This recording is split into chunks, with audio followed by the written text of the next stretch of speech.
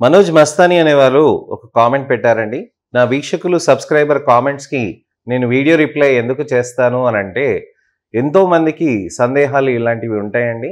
వాళ్ళందరికీ ఒక సమాధానంగా ఉంటుంది, ఒక అవేర్‌నెస్‌గా ఉంటుంది కాబట్టి నేను ఇవన్నీ ప్రయత్నం చేస్తుంటానండి. సార్ హెయిర్ లాస్ చాలా అవుతుంది సార్. ఆల్మోస్ట్ బట్ట వచ్చేసింది సార్. రీగ్రోత్‌కి ఏదైనా జెన్యూన్‌గా ఉండేటివి చెప్పండి సార్ అని అడుగుతున్నారండి మనోజ్ గారు. చాలా మంది ప్రజల్లో మనం చూస్తే ఈ అలోపీసియా, ఆండ్రోజెనెటిక్ అలోపీసియా, బట్టతల అనేది చాలా కామన్‌గా వస్తుందండి. ఇలాంటివి వచ్చినప్పుడు మనం ఎలాంటి జాగ్రత్తలు తీసుకోవాలి? ఏ విధంగా కారణాలతోటి వస్తుంది? ఏ విధమైన ట్రీట్మెంట్స్ ఉంటాయి? అలాంటి డీటెయిల్స్ అన్నీ నేను మీకు వివరిస్తానండి. నేను మీ doctor Raj Kireet, Celesti skin laser and hair clinic, Jubilee Hills మరియు కోకాపేట్లో chief and founder dermatologist and hair transplant సర్జన్‌గా ప్రాక్టీస్ చేస్తున్నాను.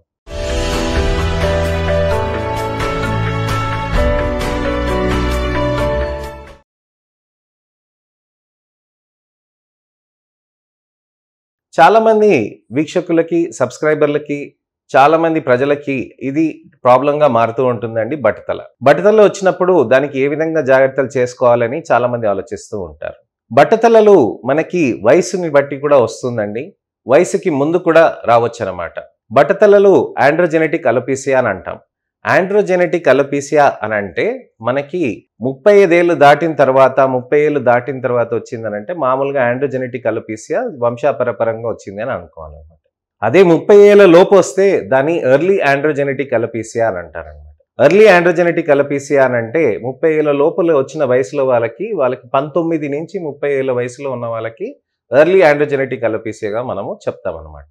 ఇదే కాకుండా 18 ఏళ్ళ ముందుకే మనకి బట్టతలలు వస్తున్నాయి అని అంటే దాన్ని ప్రీమెచ్యూర్ అలోపీసియా అని అంటారనమాట. సో ప్రీమెచ్యూర్ అలోపీసియా అనేది ఇప్పుడు చాలా శాతంగా పెరుగుతుందనమాట.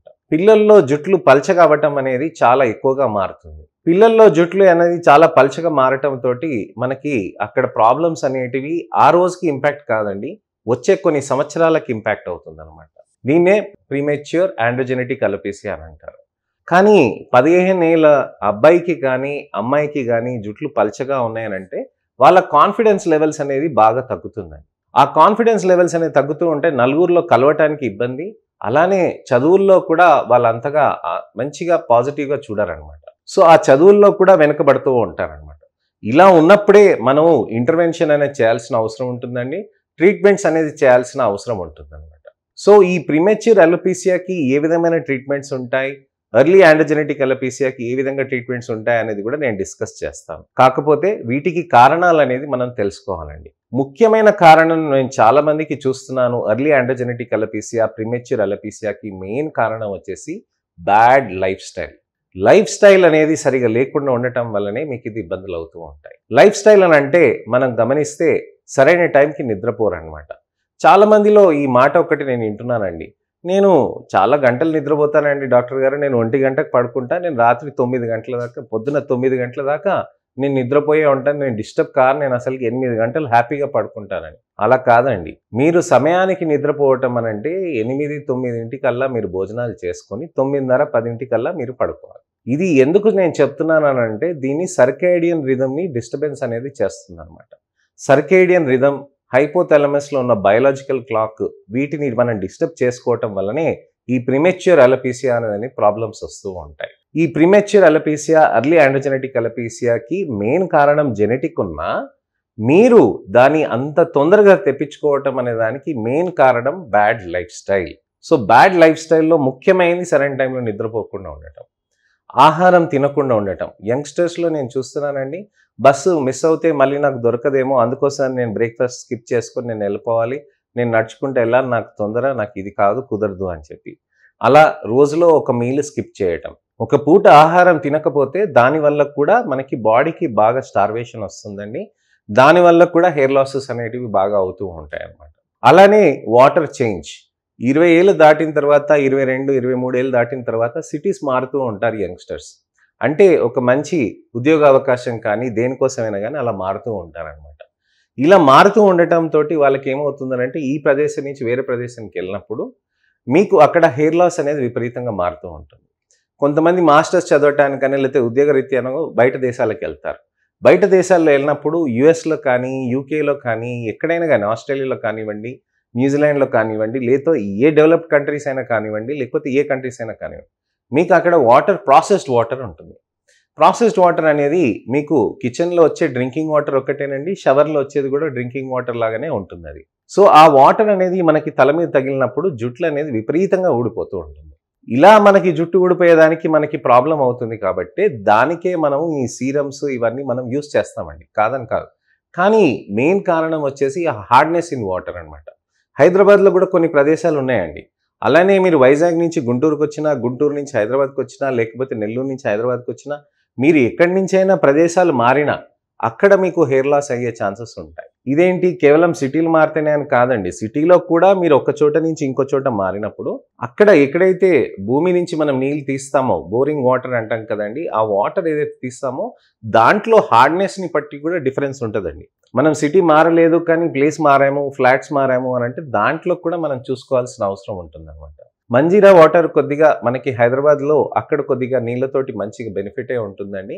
ఫేస్కి తర్వాతకి జుట్టుకి మీరు ఖచ్చితంగా డ్రింకింగ్ వాటర్ యూస్ చేయడానికని ప్రయత్నం చేయండి. ఇది మనం చేసుకోవాల్సిన జాగ్రత్తలు.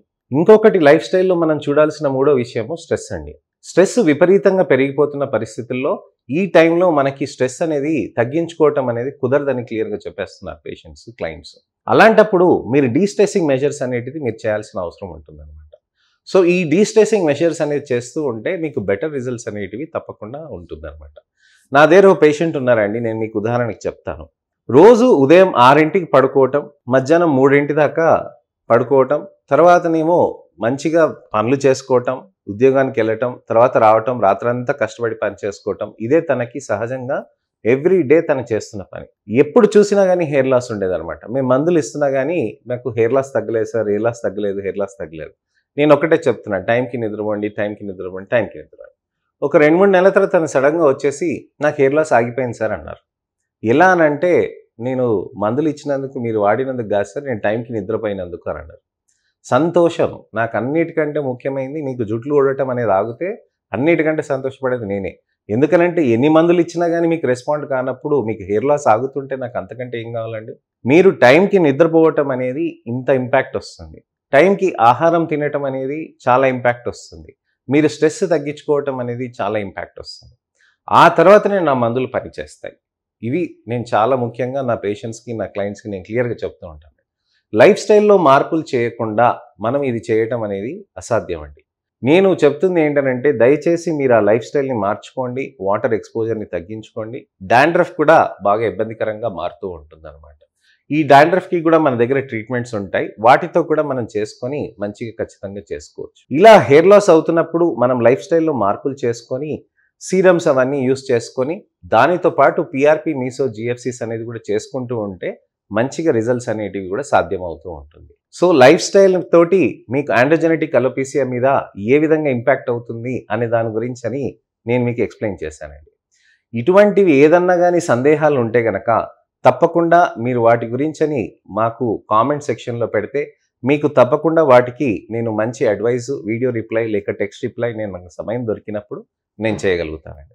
ఈ వీడియో లైక్ చేసి, అలానే ఎవరికైనా కానీ బట్టతల ఎర్లీ ఆండ్రోజెనెటిక్ అలోపేసియా కానీ ప్రీమెచ్యూర్ అలోపేసియా కానీ ఎవరికైనా అయినప్పుడు వాళ్ళకి ఖచ్చితంగా ఈ లైఫ్ స్టైల్ మార్పులు చేయడానికని ఈ వీడియోని తప్పకుండా మీ పిల్లలకి కానీ ఎవరికైనా కానీ, చుట్టాల్లో కానీ, స్నేహితులకు కానీ, శ్రేయోభిలాషులకు కానీ ఎవరికైనా కానీ ఈ ప్రాబ్లమ్స్ ఉన్నప్పుడు వాళ్ళకి ఖచ్చితంగా ఈ వీడియోని షేర్ చేయండి. వాళ్ళకి ఇన్ఫర్మేషనల్ అవేర్నెస్ వీడియోతోటి మంచి కరెక్షన్ చేసుకొని వాళ్ళ జుట్లను కాపాడుకోవటానికని హెల్ప్ చేయగలరని ఆశిస్తున్నాను.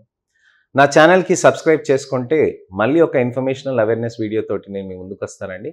నేను మీ doctor Raj Kireet, Celesti skin laser and hair clinic, Jubilee Hills మరియు కోకాపేట్లో chief and founder dermatologist and hair transplant సర్జన్గా ప్రాక్టీస్ చేస్తున్నాను. నమస్తే.